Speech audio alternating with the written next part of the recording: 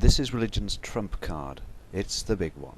Religious clerics have hijacked a psychological phenomenon common to all normal humans in order to sustain the concept of an objective reality called sin. Sin did not exist when religious pioneers invented it. It doesn't exist now. It'll never exist. It's a human construct, a bastardisation by the inventors and beneficiaries of religions, Muhammad, Ron Hubbard, Joseph Smith, and the rest of the wicked, cynical, divisive opportunists, who cheapen the glory of human nature by their perversions of natural processes, totally fabricated for ulterior motives. The religious leaders and clerics define what a sin is, then they become the experts in policing it. They keep their jobs, but at a cost that is simply ferocious and abhorrent for millions of people who could manage perfectly well without it. So let's see what this sin thing is all about. Again, we're dealing with form and content. The form is the sin-shaped part of the human psyche, and the content is the shovel loads of individual definitions of sin that fill the whole. Let's just see if this is true, shall we? Would you feel sinful if 1. You went to the shops without wearing a wig, 2. You shouted, "I'm just in the loo," when your best friend comes into your house and shouts, "Where are you?" 3. You put a forkful of meat in your mouth knowing that the beast from which your tasty morsel derived had not had its throat cut and allowed to slowly bleed to death. What one person feels sinful about, another doesn't. There are literally tens of thousands of different sins. Some are shared by dogmas, others are unique to one dogma. Education determines everything that a child will consider a sin, and you can decide for yourself whether this is true by just thinking about the range of things that can be taught. Firstly, a child can be taught that it's sinful to resist the sexual advances of an adult family member. Secondly, that it's sinful not to hate Jews. Thirdly, that it's sinful to stroke a dog. And sins can be quite complex things too. In many Muslim families, a Muslim girl raped by her uncle should feel sinful. Good, that one, isn't it? It has a logical purpose, of course. In fact, no different from any cleric's reasons for creating and maintaining the concept of sin. It keeps the dirty acts in the family, or orphanage, or choir practice room, or wherever, and allows males, always males, to have it their own way. After all, women don't really matter as much as men, do they? And who could possibly trust a woman to arbitrate on what is and what is not a sin? Some sins can be invented that are so obviously self-seeking that an outsider's jaw simply drops at the mere thought of them. Think about the Quran. Muslims attach our natural sense of guilt to the very act of questioning the validity of the Quran. It's a device, a wicked and calculated trick. It's hijacking at its worst. And it goes really deep into the subconscious too.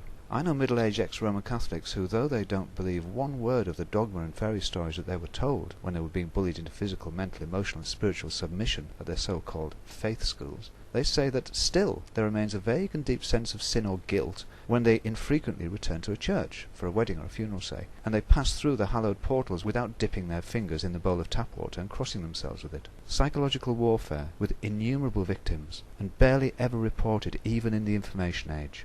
Just step back a moment and let that wash over your imagination. Isn't that enough evidence for you that it's all about form and content, a natural sin-shaped hole in all of us merely stuffed full of sins carefully selected by the clerics and leaders, parents, guardians that control the child's mind? So let's say that you can hypothetically accept this as a possibility. You might be happy enough with this. At least you can then credit the origin of the sin-shaped form within humans to something with a capital letter like God or Spirit or Nature. And that's up to you.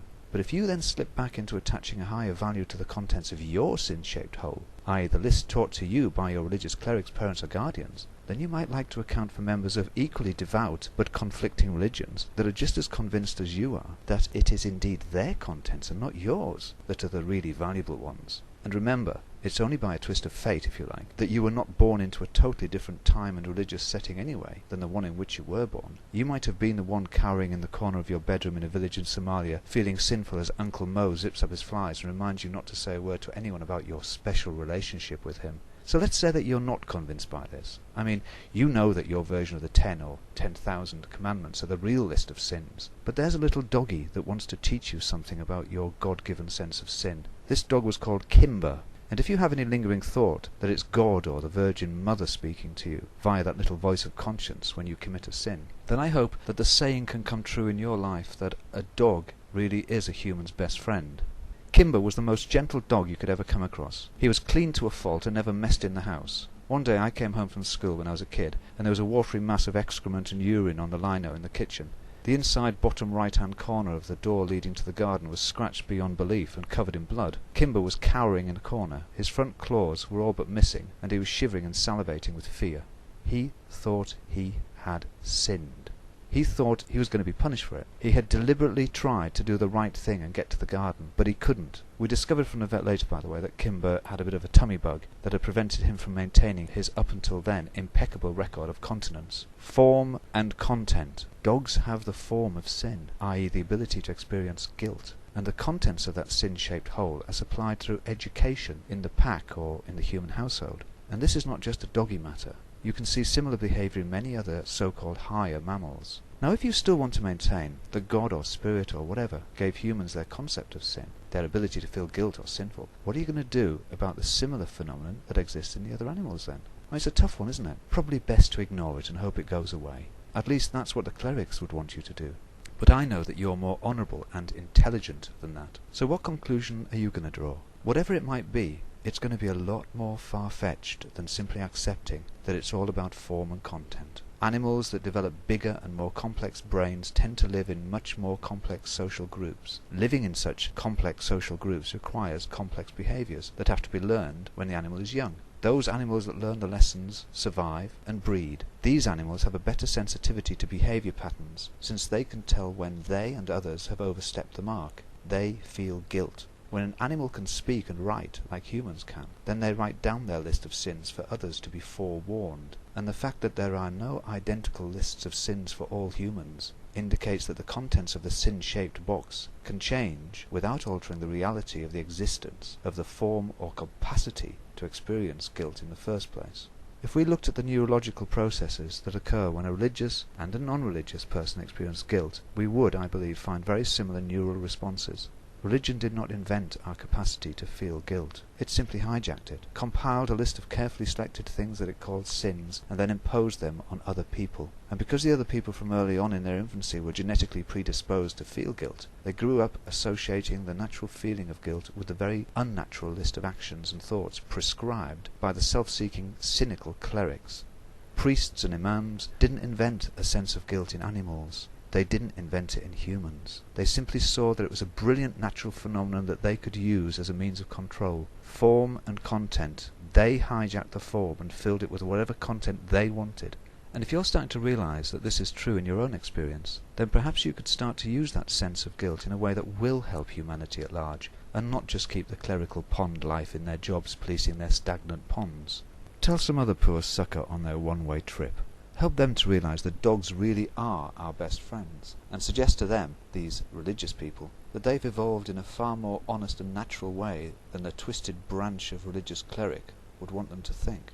And don't worry, you won't lose your sense of guilt or your conscience if you bin religion. It's just a lie that the clerics keep telling you.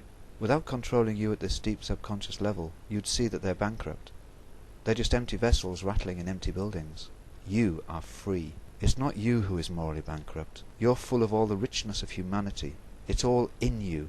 And you won't even lose your God or spirit if you want to hold on to him or her or it. You'll be more of a person, more able to act morally, using your own conscience to determine whether you define something as a sin, or if you just look at it as something that you don't like, something that you don't respect, you don't wish to do. And your ultimate guide in this is whether or not you want to be a better person during the short life that you have here on earth.